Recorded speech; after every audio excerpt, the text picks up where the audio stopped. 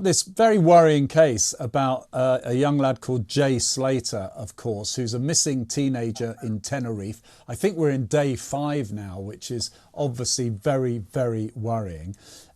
Something like 500,000 people have joined a group online that are now starting to post bizarre theories about it. We'll talk about that in a sec.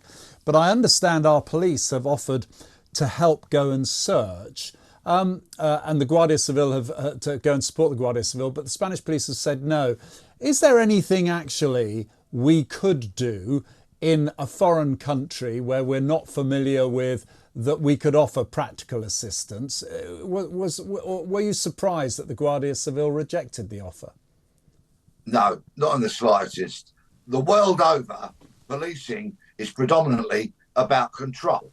The police control demonstrators, crowds at football matches, suspects, witnesses, crime scenes, and they're supposed to control each other. It is all about control. That is the very essence of policing.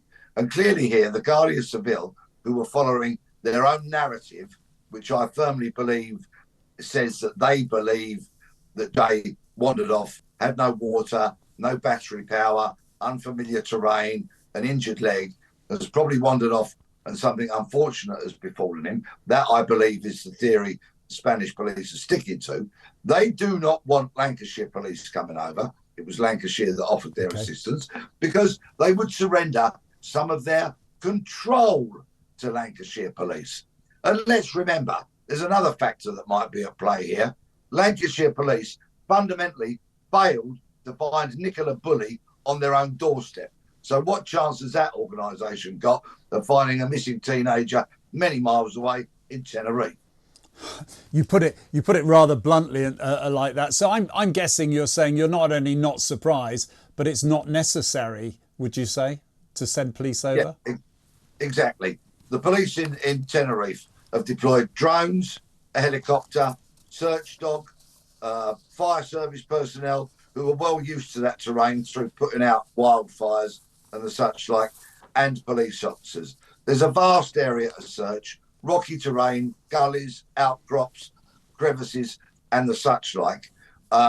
It's clearly not delivered any results yet, and that unfortunately has allowed the conspiracy theory lunatics to run rampant on social media, which is exactly what they're doing. And these things, they claim they hinder the police investigation.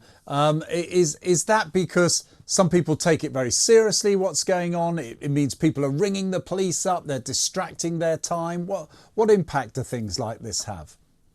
Yeah, it's going to be irritating if people are ringing into the police constantly with their own theories, when basically these theories are based on their experience of sitting in their armchair and watching 2 episodes of Vera, because that's the extent of their detective experience. It is irritating. It can choke up the phone lines and be a nuisance. But the police can't have it both ways, you see, which is what they try to do.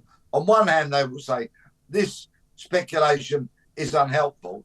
And then you'll find the following day, they'll say to the public, can you please help us with this case or that case? The police forever get themselves in a muddle with their handling of information and their communications with the public. And it would appear in this case, it is no different.